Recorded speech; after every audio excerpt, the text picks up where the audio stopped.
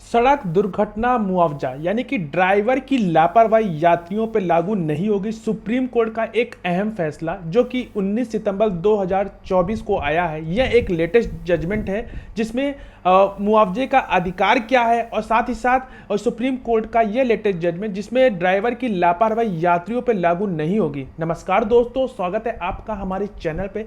आज हम लोग बात करेंगे एक ऐसे ही महत्वपूर्ण फैसले जो कि सुप्रीम कोर्ट ने सड़क दुर्घटना और मुआवजे से संबंधित मामलों में दिया।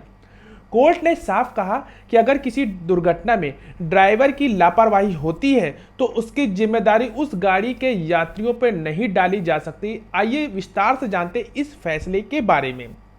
हाल ही में सुप्रीम कोर्ट ने एक मामले में यह निर्णय दिया कि यदि किसी दुर्घटना में यानी कि अगर कोई सड़क दुर्घटना में ड्राइवर की कुछ लापरवाही होती है तो इसका असर गाड़ी में बैठे यात्रियों या उसके कानूनी वारिसों के मुआवजे पर नहीं पड़ेगा। इस मामले में गाड़ी में यात्रा कर रहे लोगों से कुछ की सड़क दुर्घटना में मौत हो गई और दुर्घटना का कारण एक ट्रक था जो बिना किसी संकेतक के सड़क के बीचों बीच खड़ा था। स्थानीय अदालत और उच्च न्यायालय ने यह निर्णय दिया कि गाड़ी के ड्राइवर की 50% लापरवाही थी और इस वजह से मुआवजे में कटौती की गई। 50% की मुआवजे में कटौती क्यों, आखिर ये क्वेश्चन आता है।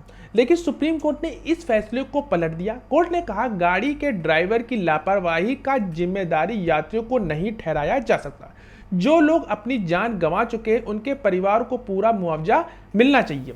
इस फैसले में कोर्ट ने यह भी कहा कि ड्राइवर के खिलाफ लापरवाही साबित करने के लिए कोई ठोस सबूत नहीं था। जिस समय दुर्घटना हुई ट्रक बिना किसी चेतावनी के संकेतों पर सड़क पर खड़ा था। ऐसी स्थिति में रात के समय हाईवे पर चल रही गाड़ी के ड्राइवर से यह उम्मीद नहीं की जा सकती कि वह इतनी जल्दी रुक सके। क्या कहता है कानून? सुप्रीम कोर्ट ने यह भी कहा यात्री या उनके कानूनी वारिसों को मुआवजे में कोई कटौती नहीं होनी चाहिए और इस प्रकार 50% कटौती का आदेश रद्द कर दिया गया और अदालत ने मुआवजे को पूरी तरह से बहाल कर दिया। दोस्तों, यह फैसला उन सभी परिवारों के लिए एक राहत बड़ी खबर है जो सड़क दुर्घटना में अपने प्रियजनों को खो चुके हैं और उन्हें कानूनी मुआवजे के लिए संघर्ष करना पड़ रहा है। साथ ही साथ जो मुआवजे का अधिकार होता क्या है उस पर भी हम कुछ पॉइंट डिस्कस करना चाह रहे हैं। जो मोटर वाहन अधिनियम 1988 के तहत सड़क दुर्घटनाओं में जो मुआवजा यानी जिसे हम लोग कंपनसेशन कहते हैं उसे प्राप्त करने के आधार निम्नलिखित प्रमुख कारकों पर निर्भर करता है। पहला जो कारक होता है वो होता है दुर्घटना की गंभीरता, यानी कि जो मुआवजे की जो राशि है वह दुर्घटना से हुए नुकसान की गंभीरता पर निर्भर करती है। यदि व्यक्ति की मौत हो गई हो तो मुआवजा अधिक होगा, जबकि गंभीर चोटों के लिए मुआवजा कम हो सकता है। दूसरा जो इंपॉर्टेंट सबसे पॉइंट आता है वो होता है आर्थिक स्थिति और आय। मुआवजे की गणना करते समय पीड़िता या मृतक की आय और परिवार पर निर्भर लोगों की संख्या ध्यान में रखकर किया जाता है। अगर मृतक की आय के आधार पर उसके परिवार होने वाले आर्थिक नुकसान की भरपाई के लिए मुआवजा निर्धारित किया जाता है।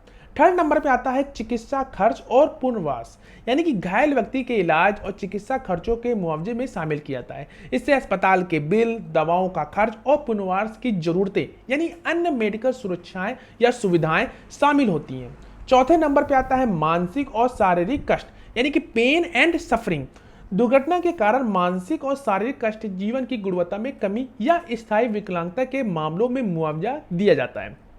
आयु और भविष्य की संभावनाएं, ये जो पांचवा कारक होता है, यानी कि मृतक या घायल व्यक्ति की आयु और भविष्य में कमाई की संभावनाओं को ध्यान में रखते हुए भी मुआवजा की राशि तय की जाती है। छठे नंबर पे होता है कि किसी के लापरवाही या गलती का योगदान, जिसे हम लोग इंग्लिश में बोलते हैं नेग्लेंस, यानी मुआवजे की राशि तय करते समय यह देखा जाता है कि दुर्घटना में किसकी गलती थी। अगर किसी पक्ष की लापरवाही थी तो उसकी भूमिका मुआवजे को प्रभावित कर सकती। हालांकि सुप्रीम कोर्ट ने यह भी स्पष्ट किया यात्रियों पर चालक की लापरवाही का प्रभाव नहीं डाला जा सकता। फिर उसके बाद आता है बीमा कवरेज। दुर्घटना में शामिल वाहनों के द्वारा बीमा द्वारा मुआवजे की सीमा भी तय की जाती है। बीमा कंपनी नियम और कवरेज प्लान के जो मुआवजे पर ही प्रभाव डालते हैं। इन सभी कारकों में ध्यान में रखते हुए अदालत ने मुआवजा निर्धारित करती है ताकि पीड़ित या उनके परिवार को उचित न्याय मिल सके। तो आशा करते हैं ये सुप्रीम कोर्ट का लेटेस्ट जजमेंट आपको समझ में आया होगा, इसके आपने इंपॉर्टेंट फैक्ट को समझा होगा। और अगर आपको कोई भी क्वेरी हो तो आप जरूर कमेंट बॉक्स में जरूर पूछ सकते हैं। ये जो जजमेंट है 19 सितंबर 2024 का, बहुत लोगों की क्वेरी आती है, तो इसलिए आप सबसे पहले इस वीडियो को पूरा देखा करिए। बीच में आप वीडियो देख के उसको आगे स्किप कर देते हैं और जल्दी जल्दी देते हैं और अपना कमेंट बॉक्स में डाल देते हैं। पहले वीडियो को समझिए, उसमें जजमेंट में कहा क्या गया है। अगर आपको जजमेंट में से कोई भी दिक्कत होती है, जैसे आपको उसको पढ़ना है, तो उसका मैं case title already description box में दे देता हूँ, तो आप वहाँ जाके इसको पढ़िए, वीडियो को 2-3 बार देखिए, और कोई भी तब कॉन्टेक्ट आप हमसे डायरेक्ट कॉन्टेक्ट कर सकते हैं। मिलते हैं एक नेक्स्ट वीडियो में, तब तक के लिए धन्यवाद।